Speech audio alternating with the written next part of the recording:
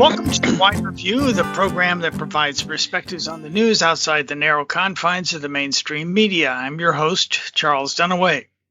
It's always a pleasure to welcome Margaret Kimberley back to Wider View. Margaret is the senior editor of the Black Agenda Report and a writer and activist on peace and justice issues. Her latest book is Prejudential, Black America and the Presidents, of which Cornel West said, Margaret Kimberley gives us an intellectual gem of prophetic fire about almost all the U.S. presidents and their deep roots in the vicious legacy of white supremacy and predatory capitalism.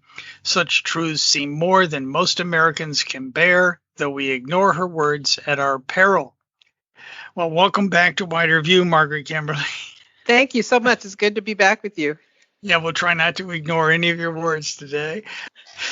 So I guess we have to start with the election. The Democratic National Convention is underway. We're speaking on Thursday, and the eagerly awaited Biden acceptance address is tonight.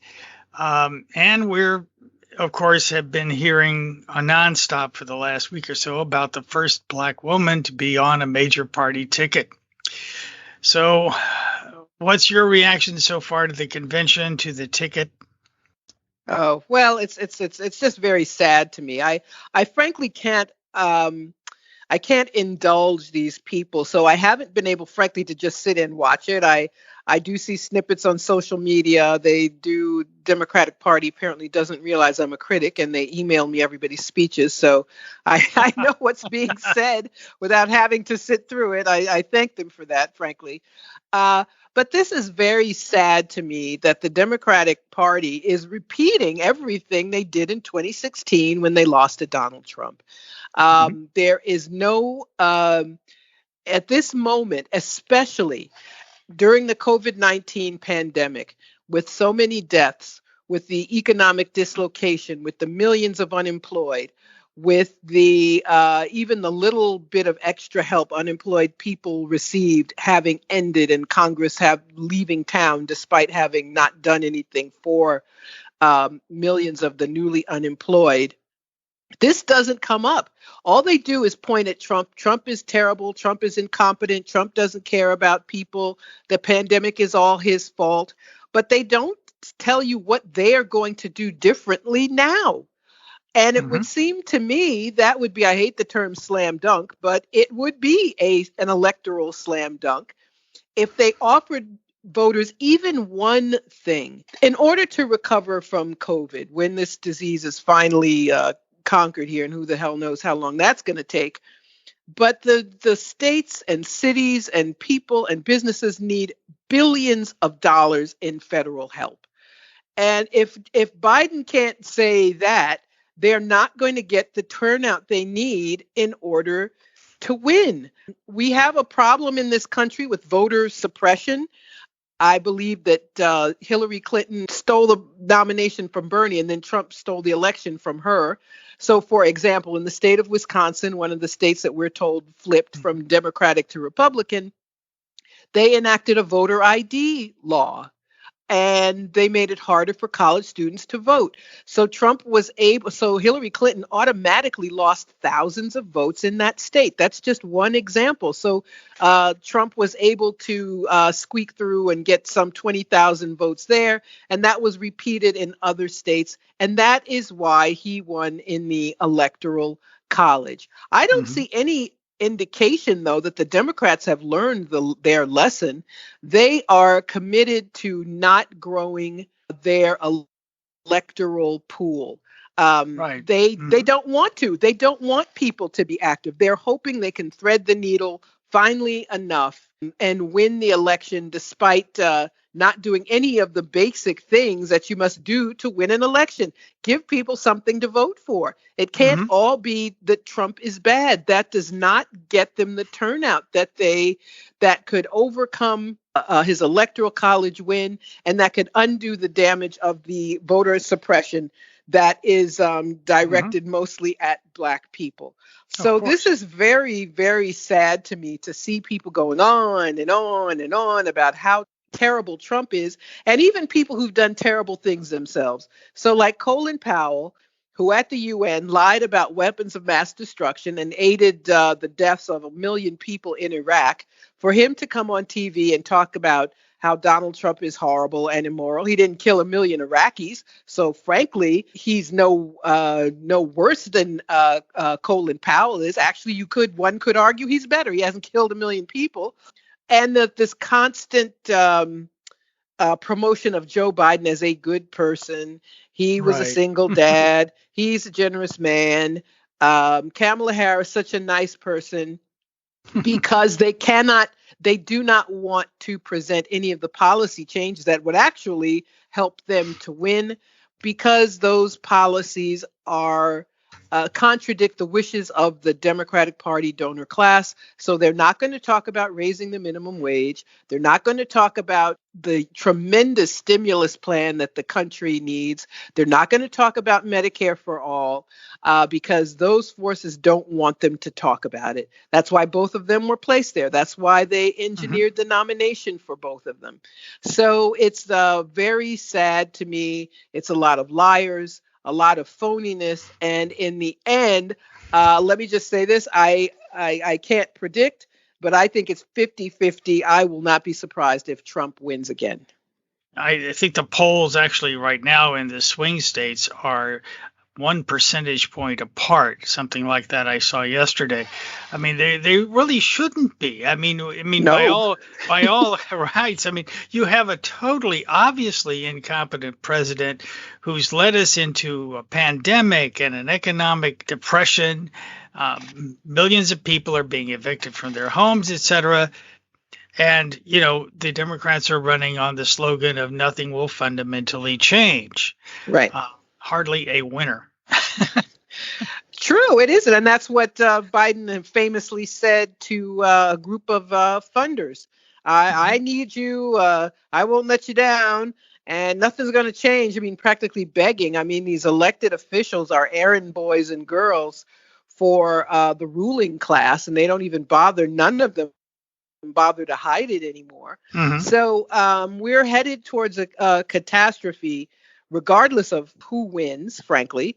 And I will not be, as I said, won't be surprised if the same person wins who's so horrible. It's time we talked about the corruption in this country that has led us to this point, that ever since Bill Clinton ran and the Democratic Party moved further and further and further to the right and became more and more captive of corporate interests, the party offers less and less to its people.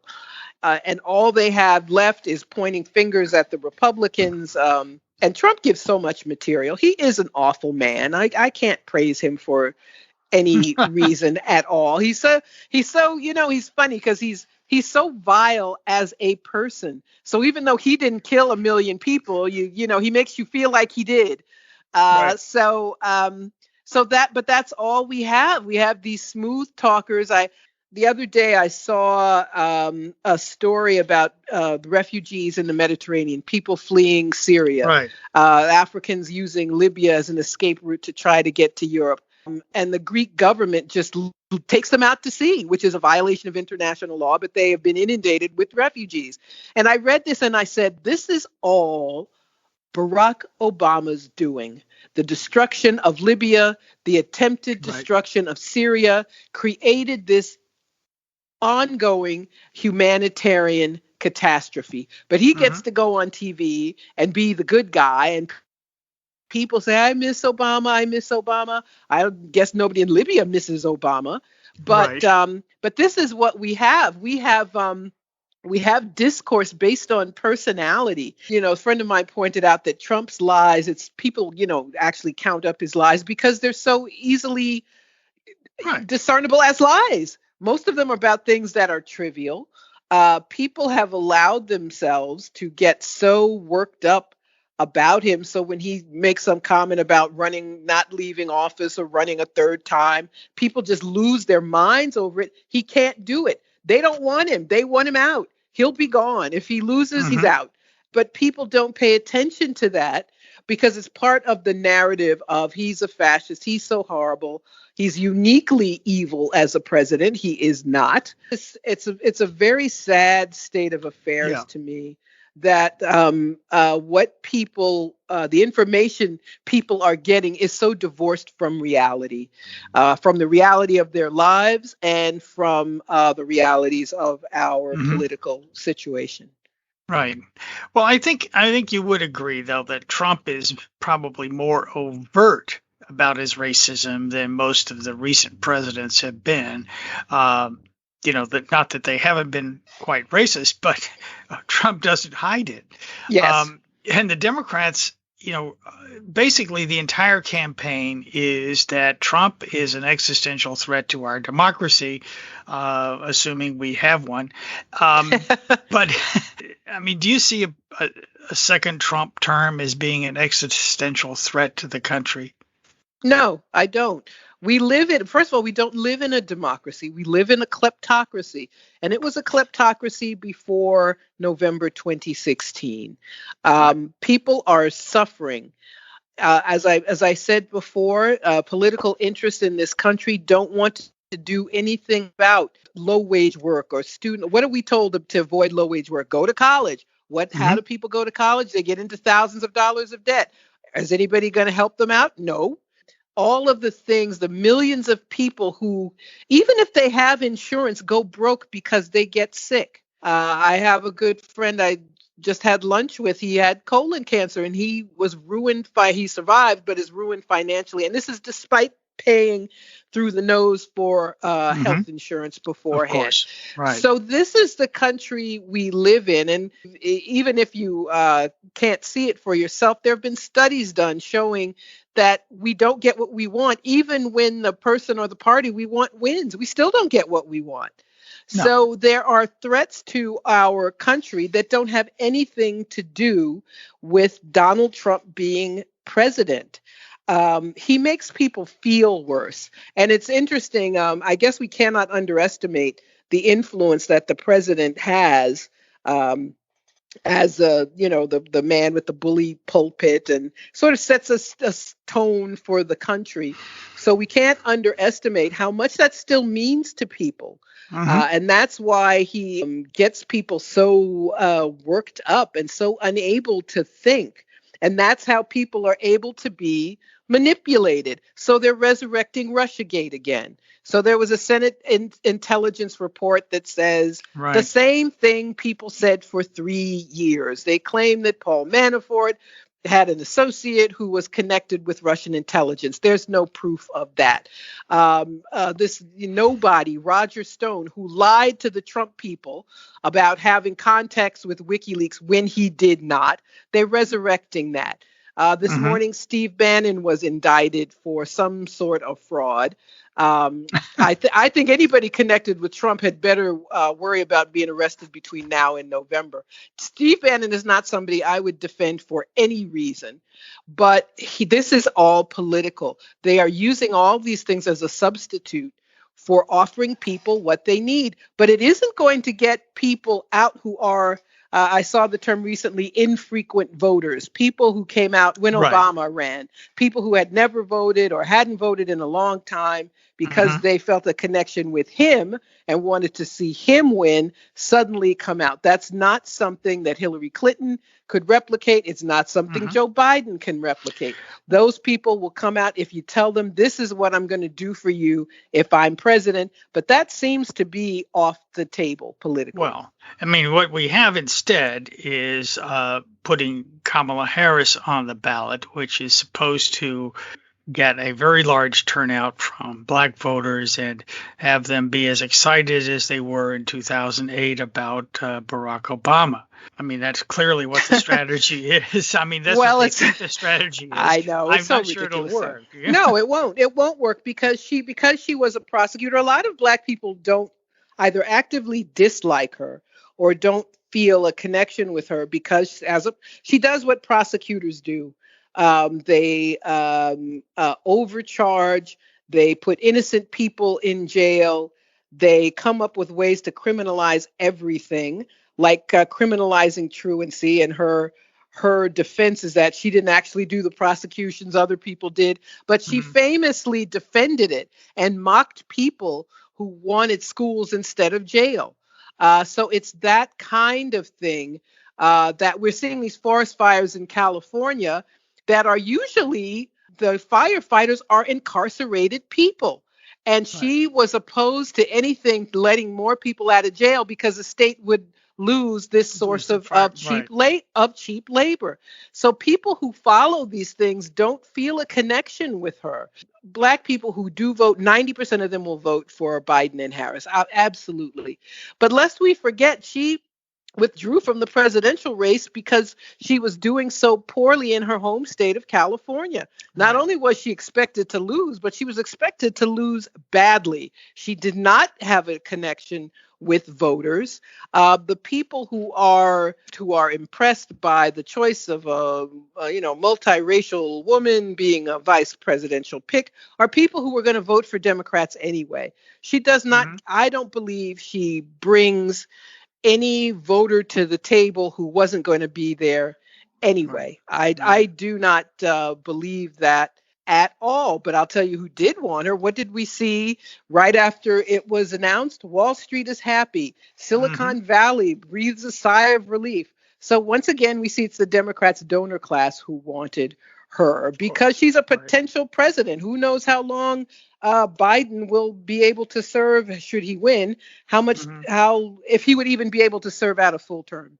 There's a new term that's getting bandied about, transactional politics, or, in other words, you don't really have any underlying principles or ideals or ethics. You just, stick your finger up and see which way the wind is blowing. And she strikes me as that kind of a politician. I mean, famously in the campaign, she was for Medicare for all for a couple of weeks, and then she was against it. That kind of thing. There's a recent article in Rolling Stone by Wade Davis, and I'll quote a little bit of this. It says, "Even should Trump be resoundingly defeated, it's not at all clear that such a profoundly polarized nation will be able to find a way forward. For better or worse, America has had its time." Would you agree with that statement? Sure. All the things that we just talked about, all of those things will still be there, have not been addressed, are not going to be addressed. And the people who say they'll move them to the left, they don't want to go to the left. They already told you. In order for people to move, you would have to have a mass movement such as America has never seen before. You would have to see something like in France, where the yellow vest protests went on for like a year and a half. They only stopped because of the COVID pandemic. The media here didn't cover it, but there was a general strike in France. No planes, no trains, no nothing. Everything shut down. That is something that Americans have no experience doing. That is the only thing that will get us what we want. You'll have people feeling better because you don't have this stupid man tweeting nonsense. The grotesqueness of Trump will be gone, and people will breathe a sigh of relief. That's the other thing. People claim they're going to hold feet to the fire, which I wrote about this week in Black Agenda Report, aren't going to do it. They're just going to be relieved Trump is gone, and they'll go back to not paying attention to politics until the next 4 years. They're going to send in those form emails to their congressman, but that's about it. That's about it. If that, yes, that will be the extent of it.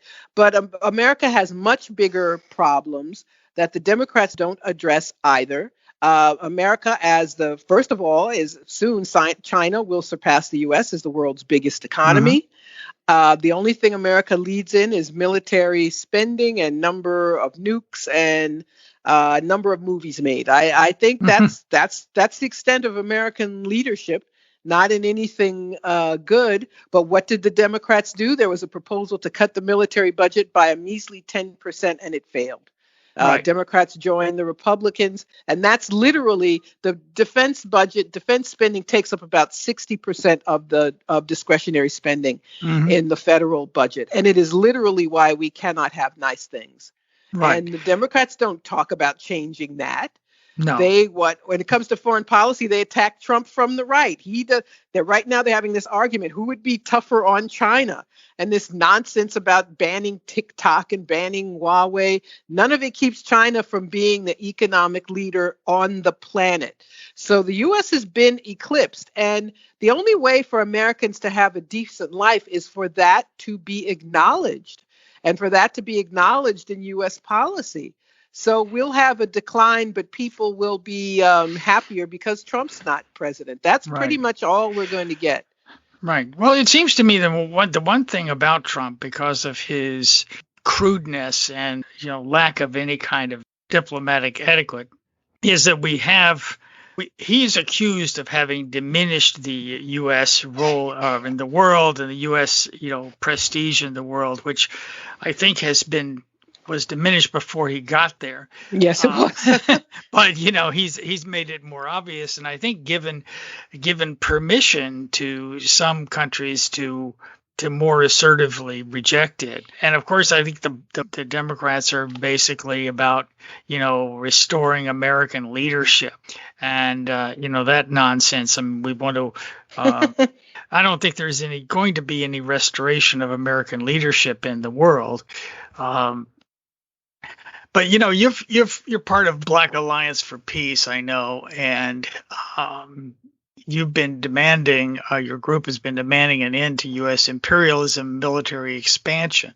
What it seems like we have now, I mean, TikTok being the most recent example, Huawei, is that we have a government that is theoretically devoted to free market capitalism because of the benefits of competition, that is using its military and economic force to stifle any competitors who actually challenge, American companies, for a section of the market. I mean, our foreign policy, I think, is more transparently than ever just about helping American corporations.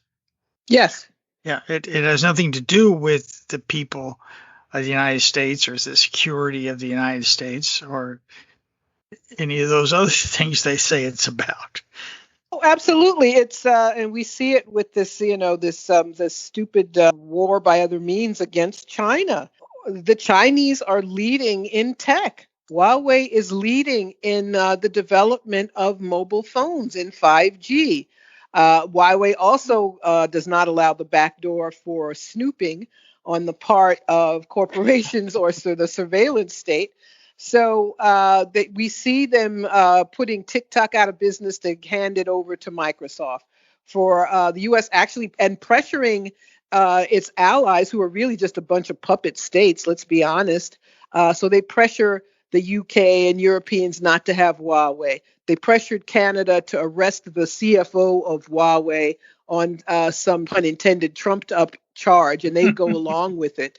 So you're absolutely right. That's all that they do. This free market is a joke. Everything is done on their behalf. These trade deals give American companies some special status and take away the rights of everybody, everyone else. They are the ones who got most of the stimulus money. So we have a welfare state for corporations and rich people, and not for the people who need any help. So yeah, that is what we have. It's and all this talk about market forces. It's, oh my God, it's the worst.